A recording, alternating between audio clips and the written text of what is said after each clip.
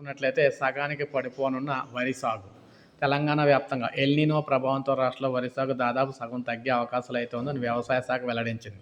గత ఏడాది వానాకాలం సీజన్లో 70 లక్షల ఎకరాలు వరి సాగు కాగా ఈసారి అది 30 నుంచి 40 లక్షల ఎకరాలకే పరిమితం కానుందని తెలిపింది.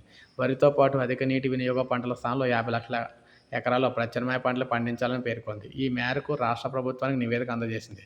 రాష్ట్రంలో పంటలు వేయడానికి అనుకూలమైన కాలం ముగుస్తుంది. వెంటనే 50 లక్షల ఎకరాల్లో పప్పు ధాన్యాలు, చిరుధాన్యాలు, నూనె గింజలు, వేరుశెనగలు, పెసలు, కందులు, సజ్జలు వంటి ఆరుతడి పంటలు వేయాలి.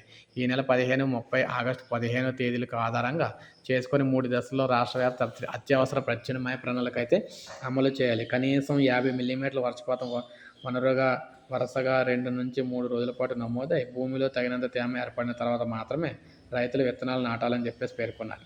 సో మొత్తంగా ఈ విధంగా చూసుకున్నట్లయితే ఎల్నినో ప్రభావంతో ఈసారి ధాన్యం ఏదైతే వరి సాగు అనేది సగానికి అయితే పడిపోబోతుందన్నమాట. సో ఇది మనకు తాజా సమాచారం. ఒక లైక్ చేయండి, సబ్స్క్రైబ్ చేసుకొని మన ఛానల్ సబ్స్క్రైబ్ చేసుకోండి.